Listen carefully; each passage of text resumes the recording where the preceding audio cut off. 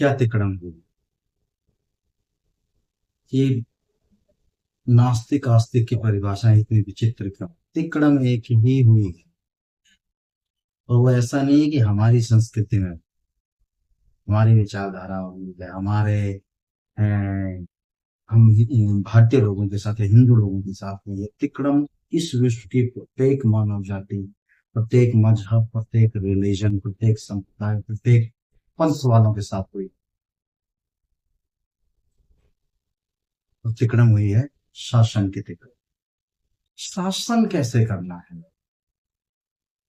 Public को शांत कैसे रखना है,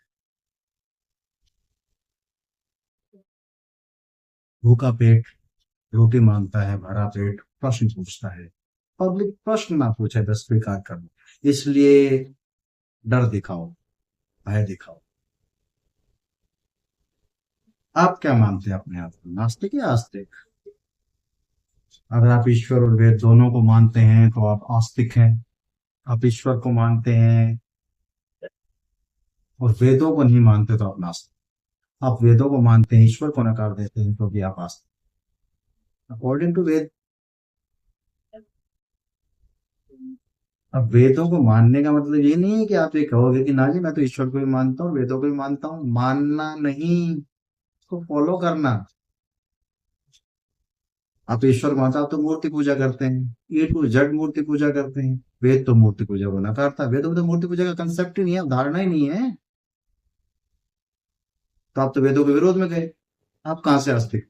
अरे यहाँ तो कम्युनिस्ट भी जेब में हनुमान चालीसा लेके घूमते हैं भाई। क्या तिकड़म चल रही है? आज से नहीं, ऐतिहासिक रूप से चल रही है। पूरी मानव प्रजाति के साथ चल रही है। प्रत्येक मजहब, प्रत्येक रिलीजन, प्रत्येक संप्रदाय, प्रत्येक पंथ ने यह तिकड़म की है, शासन करने की तिकड़म। और उसका सबसे बड़ा आधार बनता है ये पवित्र पुस्तक, ये ग्रंथ, इनकी कहानियां, इनके मिथ्स। समझो इस तिकड़म को। बुद्धि दी है देने वाले ने। अगर उसने बुद्धि दी और बुद्धि उसी के विरोध में सोच रही है, तो ये भी तो उसी की इच्छा है।